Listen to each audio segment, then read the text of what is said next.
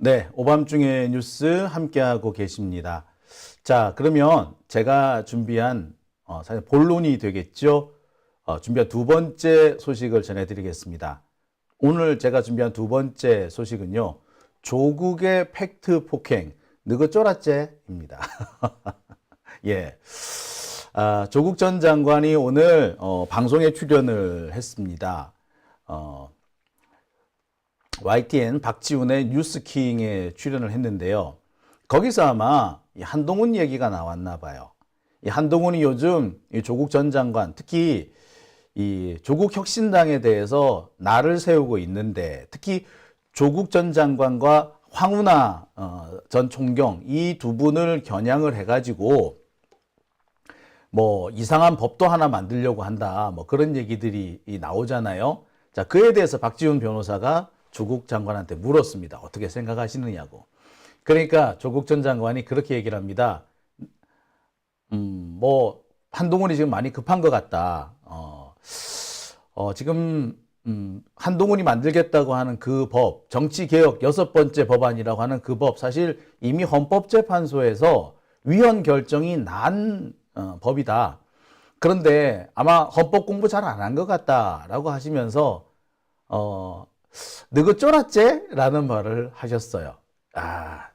확실히 보면은 조국도 부산 남자이기는 하더라고요. 네.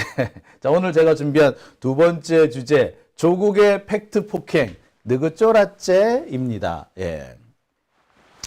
자, 제가 이 얘기를 좀 드리고 싶은 것이, 이 조국 전 장관의 이 조국 혁신당이 최근 들어서 빠르게 성장세를 보이고 있습니다.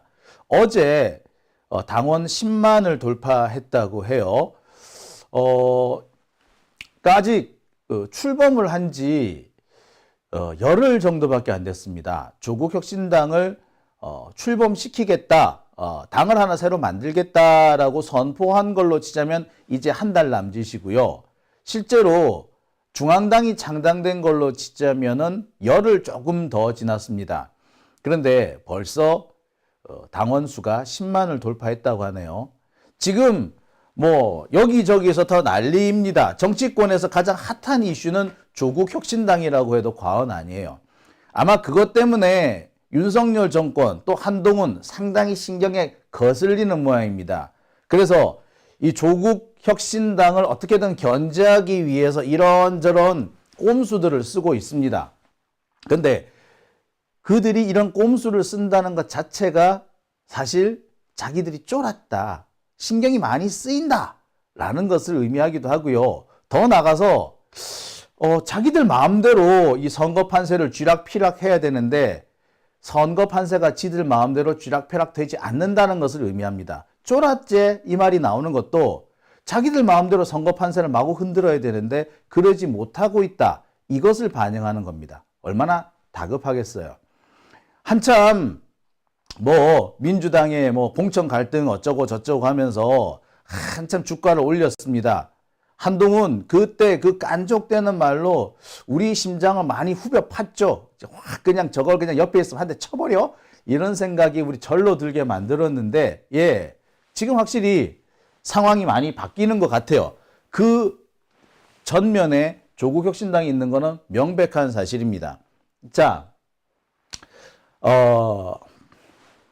특히 지금 윤석열 정권이나 검사 독재 정권, 이 정치 검찰들이 지금 많이 신경을 쓰는 이유, 조국 혁신당을 보면서 많이 신경을 곤두세우는 이유는 진보 진영의 외연이 확대되고 있다. 이른바 중도층으로 지지세가 확산되는 외연 확장이 이루어지고 있기 때문입니다. 지금 현재 민주당과 조국신당, 조국혁신당의 지지율을 합치면은 국힘을 압도한다는 결론이 이미 나왔어요. 민주당하고 그 국힘당 이 둘만 놓고 해보면은 국힘당이 앞서는 조사가 꽤 많이 나왔거든요. 물론 민주당이 앞서는 조사도 꽤 많이 나왔습니다만, 한 최근 얼마 전 한 달 정도까지는 국힘당이 민주당을 거의 10% 이상 앞지른다, 뭐 이런 조사까지 나왔습니다. 엄청 짜증났죠, 우리 입장에서는.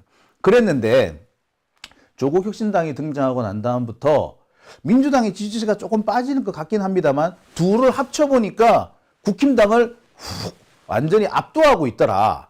뭐 그런 결과인 거죠. 자, 지금 아시겠습니다만 조국 혁신당은 민주당과 경쟁하는 단계는 아니고 조국 전 장관이 얘기했듯이 민주당의 발목 잡는 일은 없을 거다라는 것을 공언한 상태입니다. 아마 그것 때문에 지지자들도 마음 편안하게 지지를 할 수 있지 않을까라는 생각도 들어요. 특히 두 가지 효과가 있는 것 같습니다. 아까 말씀드린 것처럼 중도층을 지지층으로 끌어오고 있다는 것. 특히 부산 경남 지역에서 내가 민주당 지지하기는 좀 그런데 라고 하시는 분들도 조국 혁신당, 그래 내가 조국이면 내가 지지할 수 있지 라는 사람들이 제법 있어요. 그래서 영남권에서 내가 윤석열은 내가 지지하기 싫어. 그렇다고 해서 내가 민주당 갈 수는 없지 라는 사람들이 그러면 나 조국 혁신당 지지할래 라는 분들이 꽤 있습니다.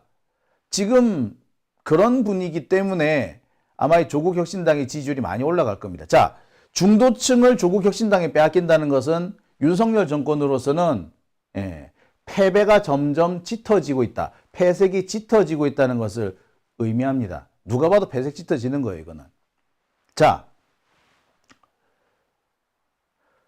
그래서 아마 국힘당 입장에서는 수단과 방법을 가리지 않고 조국 혁신당을 견제할 필요를 느끼는 것 같습니다.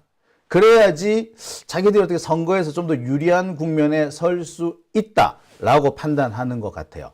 자, 바로 이 점을 꼭 집어가지고 조국 전 장관이 얘기를 하는 거죠. 너가 쫄았지? 라고 말이죠.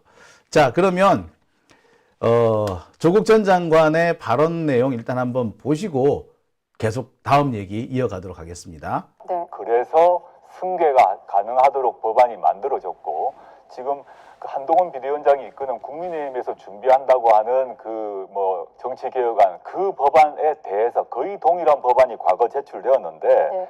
헌법재판소가 2009년에 이렇게 말한 바 있습니다. 정당의 비례대표 국회의원 의석을 할당받도록 한 선거권자들의 정치적 의사표시를 무시, 왜곡하는 결과를 초래한다. 따라서 대의제 민주주의에 부합하지 않는다라고 2009년에 결정을 했어요. 네. 저는 한동훈 비대위원장께서 검사 생활을 오래 하다 보니까 형법은 좀 아는지 모르겠는데 헌법 공부를 안 하신 것 같고 지금부터 이제 정치를 하시니까 정치는 형법만이 아니라 다른 영역도 하셔야 되는데 헌법 공부를 좀 하시고 그런 반박을 했으면 좋겠습니다. 우리나라 국민은 네. 저만이 아니라 모든 국민은 대법원에서 확정 판결 나기 전까지는 무죄 추정의 그 원칙에 따라서 네. 무죄로 추정됩니다. 그 전까지는 그 사람의 정치적 기본권을 제한할 수가 없습니다. 그렇게 한다면 그런 제한 자체가 또 위헌이 됩니다. 네. 저는 우리나라의 정상적인 훈련을 받은 법률가라면 그걸 다 알 것이라고 보는데 갑자기 저런 뭐 정치개혁안의 이름하에 저 조국을 공격하는 이유는 근래 국민의힘의 지지율이 떨어지고 또 한동훈 비대위원장의 지도력이 추락하다 보니까 마음이 많이 급하구나 네. 싶습니다. 그래서 호흡을 좀 가다듬으시고 헌법 공부를 좀 하셨으면 좋겠다 생각합니다. 그래서 오늘 오전에 사투리로 반격에 나서신 거예요? 아침에 YTN 뉴스킹에서 네. 그 뭐 질문을 하시길래 제가 뭐 사투리로 뭐 저 다시 한번 쓰자면 졸았구나, 너희들 졸았지 이런 말씀 드리고 싶습니다. 너희들은 복수더라고요. 그럼. 네, 복수입니다. 한동훈 비대위원장 플러스 국민의힘 그 준비한 분들이 계시겠죠. 예. 그래서 너희들 졸았나 뭐 이런 말 한번 다시 한번 말씀드리고 싶습니다. 조국 혁신당에 대한 국민들의 지지도가 높아지니까 이 위축된 한동훈 대표와 국민의힘이 예민하고 불안해진 모양인데요. 네. 제가 표준어로 하면 어감이 살지 않을 것 같아서 제가 부산 사투리로 한마디 하겠습니다. 너희들 졸았지? 1호국의 한동훈 특검법이 나온 뒤에 어제 한동훈 위원장이 모르겠습니다. 뭐 맞불이라는 표현은 맞는지 모르겠는데 또 조국 대표를 겨냥하는 듯한 네네. 어떤 또 공약을 추진하겠다고 하셨어요. 네네. 이 얘기를 직접 듣고 우리 조국 대표님의 답변을 듣겠습니다. 지금 모 비례정당 같은 경우는 주로 범죄 혐의로 재판 확정을 남긴 사람을 줄줄이 사탕을 서 있잖아요. 그러면 계속 이어받겠다는 취지거든요. 조국이 확정되면 황운하가 받고 황운하가 확정되면 그 다음이 받고 이런 거 아니에요? 그런 식의 정당 운영의 비례제도가 악용되고 있기 때문에 그 점에 대해서 그걸 막는 법률안을 개정안을 내겠다는 것이 저희의 6번째 정치 개헌입니다. 네. 네. 비례대표 정당 비례대표에서 유죄가 확정된 경우 그 다음 승계를 금지하는 법안을 일단요, 추진합니다. 저 얘기는 이미 저런 법안이 예. 과거에 나왔고 헌법재판소에서 위헌이라고 결정이 났습니다. 예. 그거는 저기 계신 국민의힘의 그 법률가들이 다 아는 내용입니다. 예. 왜냐? 국회의원의 지역구 의원과 달리 네. 비례대표는 지역구 의원 개인에게 주는 것이 아닙니다. 정당에- 정당에게 주는 것입니다. 네. 저런 내용의 법안이 위헌이라고 결정이 나 있어요. 예. 이미 위헌 결정이 나는 것을 또 낸다? 음. 통과도 안 될 것이고 통과된다 하더라도 헌법재판소에 따라 위헌이 됩니다. 네.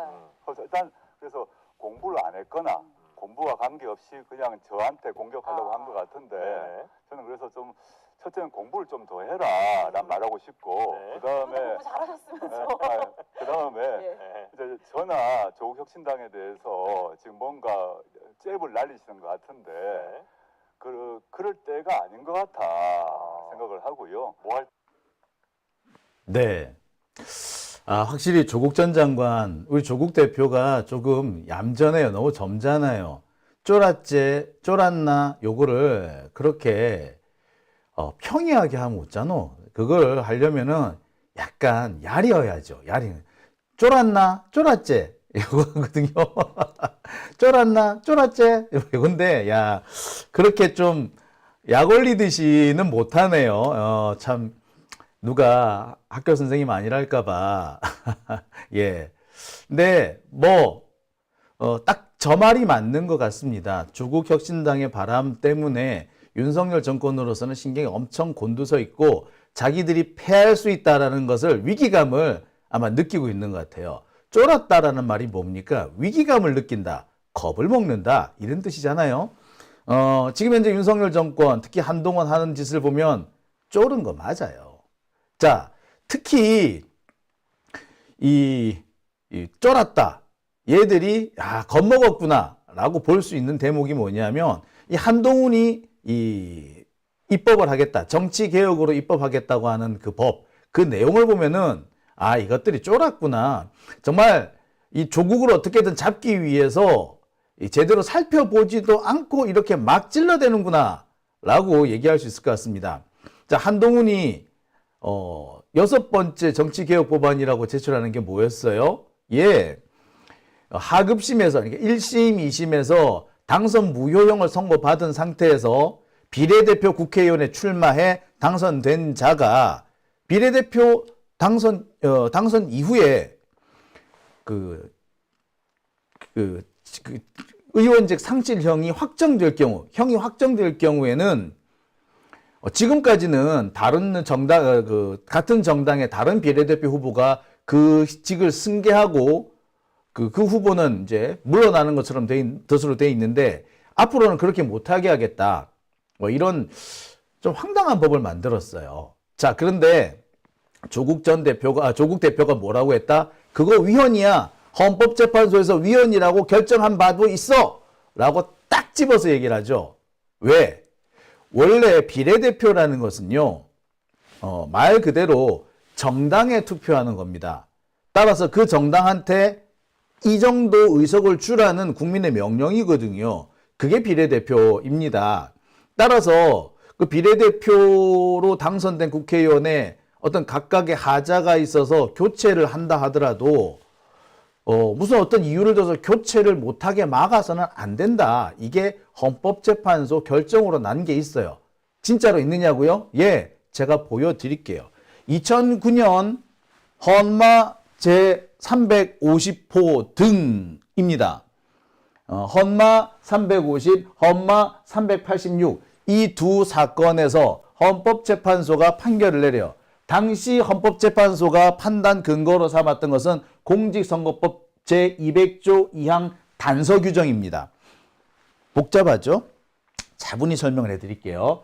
자, 헌법재판소는 지난 2009년 공직선거법 제200조 2항 단서 조항을 위헌으로 결정합니다.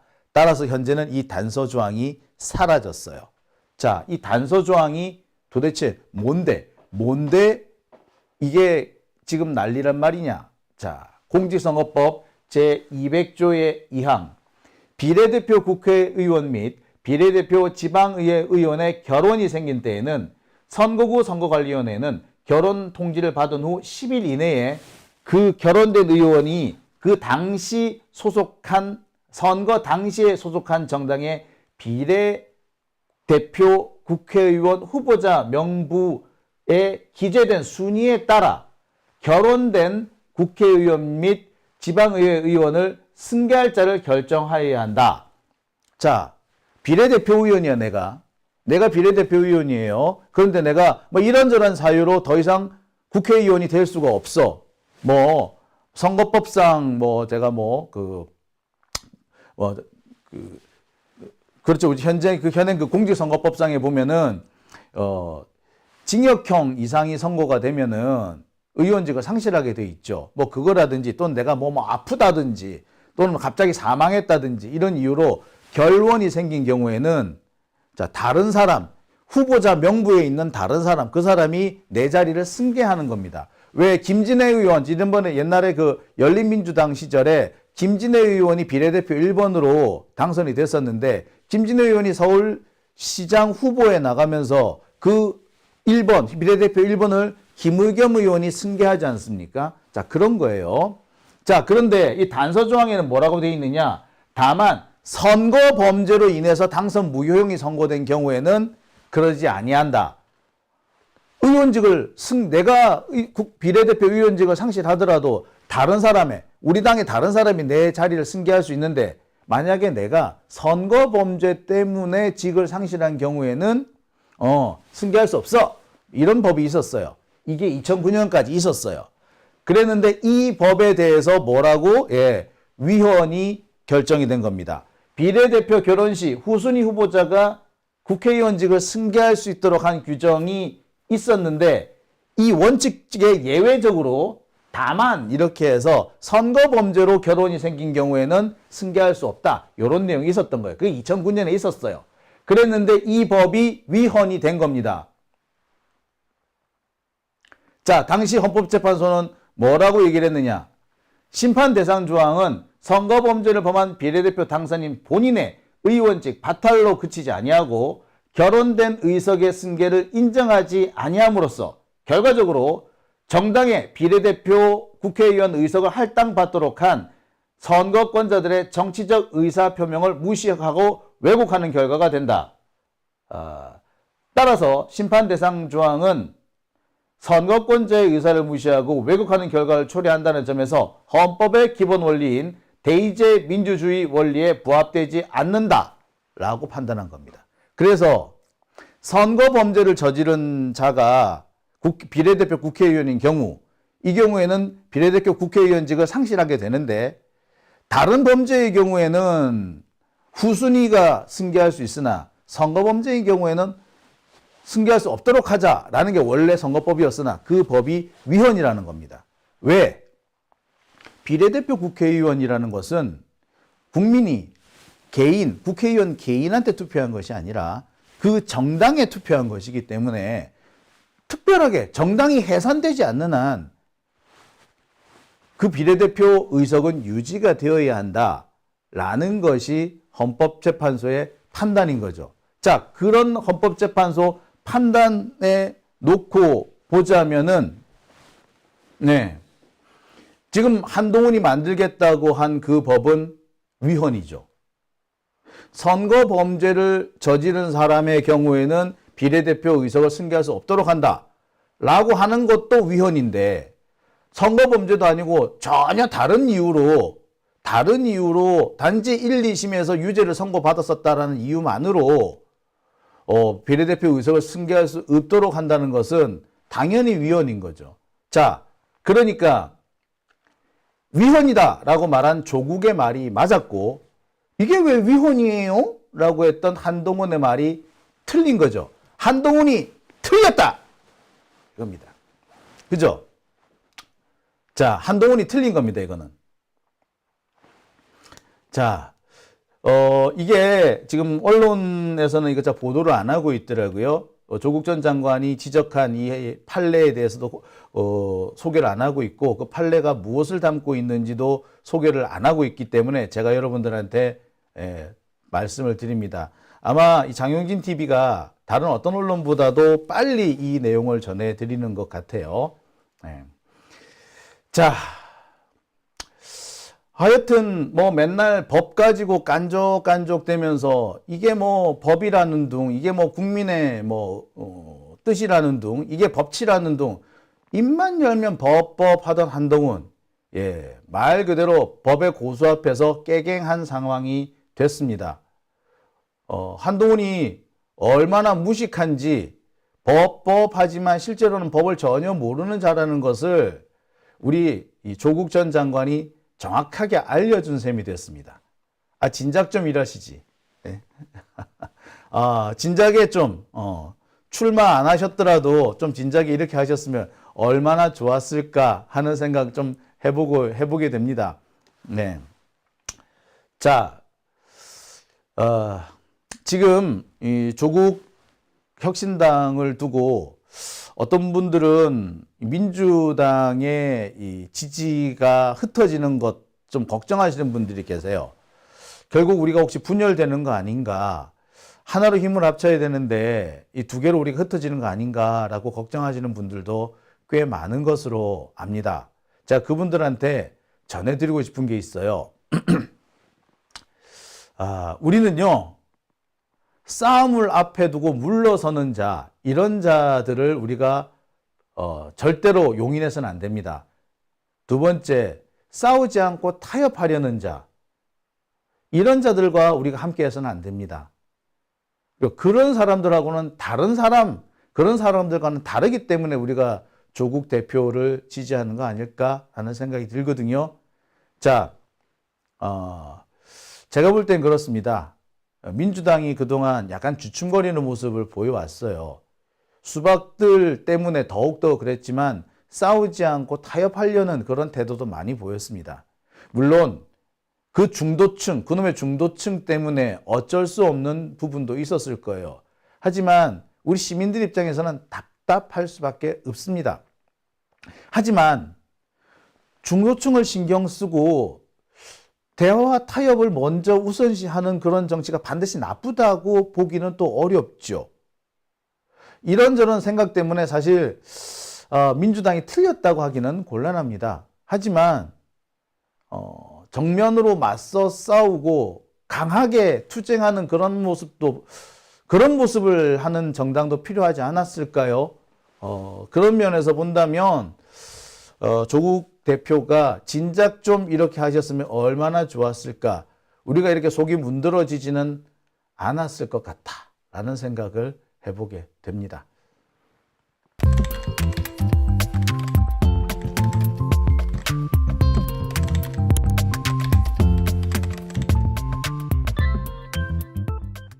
네, 오밤중의 뉴스 함께하고 계십니다.